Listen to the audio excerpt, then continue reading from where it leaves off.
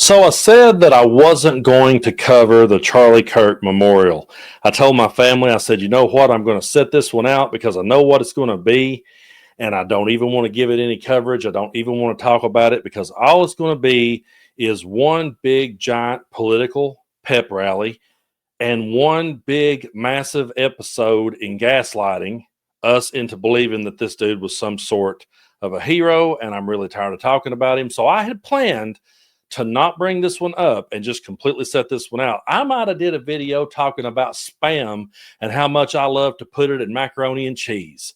I might have made y'all a video showing you how I go about making spamaroni because that's how little that I honestly cared about this political pep rally that they called a memorial for Charlie Kirk. But then I saw this clip and I said, well, damn it. Just like Al Pacino, every time that Al Pacino in The Godfather 3, every time I think I'm out, they pull me back in. That's exactly what happened when I saw this clip from Donald Trump. And folks, I have never been more proud of Donald Trump in this moment, and I thank him. You may think I'm crazy. I thank Donald Trump for this moment because it will live forever. Words live forever. Charlie Kirk's words will live forever, and so will Donald Trump's. And at this man's memorial, he used it to stand up and fan the flames of hatred. And I will never let them ever forget this moment. Take a look. In that private moment on his dying day, we find everything we need to know about who Charlie Kirk truly was. He was a missionary with a noble spirit and a great, great purpose. He did not hate his opponents. He wanted the best for them. That's where I disagreed with Charlie. I hate my opponent, and I don't want the best for them. I'm sorry. I am sorry, Erica. But now Erica can talk to me and the whole group, and maybe they can convince me that that's not right, but I can't stand my opponent. Oh, trust me, they hate their political opponents too. Everybody there, they hate us too. But I want to point out that when he said that, the crowd went wild.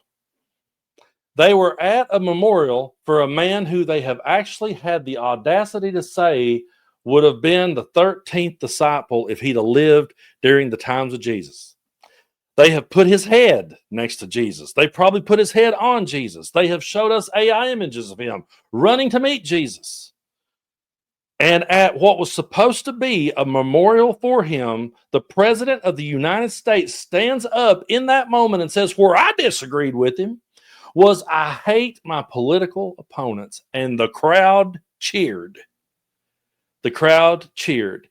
Folks, if there's any silver lining in these really dark days, I'll say this. Charlie Kirk's words will live forever. So will Donald Trump's. And as Erica Kirk goes forward, Charlie's wife, her words are going to live too.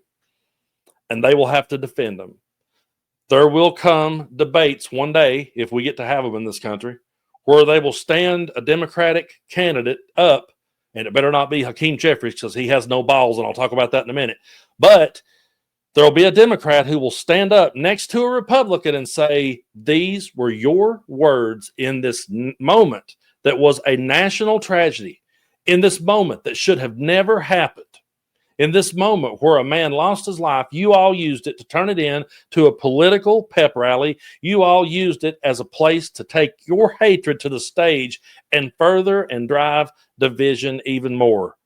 And the reason I said what I said about Hakeem Jeffries is because when they were voting on whether or not to have a national day of remembrance for Charlie Kirk or not, Hakeem Jeffries voted yes, we should have one. And Charlie Kirk was a man who said the Civil Rights Act was a mistake. Hakeem Jeffries rushed to sign that and agree that Charlie Kirk should be remembered before he endorsed Mom Donnie. Don't ever let him forget that. I don't normally attack the Democrats because I've always said we have too much division on our side and we have too many people on our side always beating up on John Fetterman, and he's the last guy you should ever try to make the face of your party. But that was some bullshit, and I can't stay quiet about it. For Hakeem Jeffries, I also heard Cory Booker. Don't quote me on that one. I'm pretty sure, I'm 95% sure I'm right on that one, but I wouldn't doubt it. When they do that, and then later they have a moment where they own a Republican, and then someone says, oh, they're just doing that for political theater. This is why they say they were just doing that for political theater. But this is how Charlie Kirk is going to be remembered. That was his memorial, and folks, it was terrible. And listen, I'm just going to go ahead and tell you right up front. I'm not going to play you the clips of RFK Jr. I'm not going to play the clips of his wife, Erica. I don't even want to. I don't even know that I will ever be able to actually talk about anything that she said during that, because it was just so nails on a chalkboard bad. And I'm not going to talk about Stephen Miller, little Pee Wee German up there throwing his fit. We're not going to talk about that. I just want to zero in on the president, because it starts at the top and trickles down into that arena of hatred. And so Donald Trump stands up there and he further divides. He further drives the division by saying it's the radical left and they're going to be investigating us. There's a problem with this bullshit he spews here, but take a look. Terrible thing. Because you can't let that happen. You can't let that happen. Can't let it happen to a country. The Department of Justice is also investigating networks of radical left maniacs who fund, organize, fuel, and perpetrate political violence. And we think we know who many of them are. Yeah, I don't think he got the memo on that one, because they have been investigating Charlie Kirk's death and they have found no ties to the left. But it still didn't stop him from getting up there and saying it. And I'm so tired of the way the mainstream media has spun this one. It's been the biggest gaslighting campaign ever. The way that they've set and spun this. They'll go over on Twitter, the dumpster fire that Elon calls X. They'll go over there. They'll find a page that's got 2 followers of somebody jumping up and down and celebrating Charlie Kirk dying. And they'll say, this is the left. This is the left. Look at these evil people. And we're over here going, no, we're not celebrating. We're not mourning, but we're not celebrating either, because we condemn political violence. We never wanted to see this happen. What we wanted to see happen was Charlie Kirk's ideas defeated in debate, defeated on the national stage. What I wanted to see, I didn't want to see this ending, because now he's a martyr. I wanted more of like, and I don't want to spoil the ending for the TV show The Shield with Vic Mackey, one of my favorite shows ever. But I kind of wanted one of those endings where he just has to live with it. I wanted one of those endings where the best thing that he would ever get in life might be to host a reboot of Jerry Springer. That's where I wanted to see him end up. Not dead and not a martyr. But before they had a shred of evidence, one way or the other, they was blaming the radical left.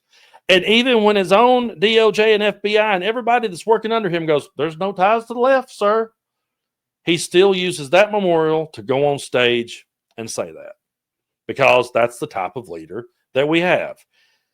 And so I'm going to tell y'all how that I will remember Charlie Kirk. I will remember Charlie Kirk just like I remember everyone else. I will remember him by the life that he lived and the words that he said. These men that I got on my wall, I get questions all the time from people asking me, who are these people behind you? Well, right over here, that's not the old man from Pawn Stars, okay? Sorry. That is the great legendary country singer John Prine. I will remember John Prine for his words and for what he had to say. Right down here below him is Tyler Childers, one of the best country artists to come along in the last 20 years. I will remember Tyler Childers for the words that he had to say. Right down there is the great Ken Kesey. He wrote One Flew Over the Cuckoo's Nest and did all the acid trips with the Grateful Dead. I will remember him for the words that he wrote. And over here is Hunter S. Thompson. I will remember him for all the words he said. Right there is Neil Young. I will remember him for all the words he said. And down here is Keith Richards. And I will definitely remember him for all of his badass guitar riffs and all the crazy shit that he said. I remember people for the life that they lived, and the way that I will choose to remember Charlie Kirk. When someone says, what did you think about him? I'm just going to quote him back to them. Then I'm going to tell them to take those quotes to work and see how far they get. That's how I will remember Charlie. I will remember him by the life he lived and the words that he said, and I will be quoting him till I'm an old man. And if one of my grandsons, great-grandsons walk up to me one day and go, hey, Papa, who was Charlie Kirk? I will lean down and give them one of his quotes. That's how I'll remember him. And I'm also not going to forget this moment ever in a million years. I'm not going to forget this moment right here when the president of the United States said this about a former president who is now suffering from cancer. The very angry, mean Biden. You know, Biden was always a mean guy, but never a smart guy. You know, even you go back 30 years ago, 40 years ago, he was a stupid guy, but he was always a mean son of a bitch, you know? How's it working? Not working too well for him right now, as that says. So when you start feeling sorry for him, remember, he was a bad guy. You know, Charlie Kirk was always a mean guy, but never a smart guy. He was a stupid guy, but he was always a mean son of a bitch. Well, how's that working for him now? When you start feeling sorry for him, just remember he was a bad guy.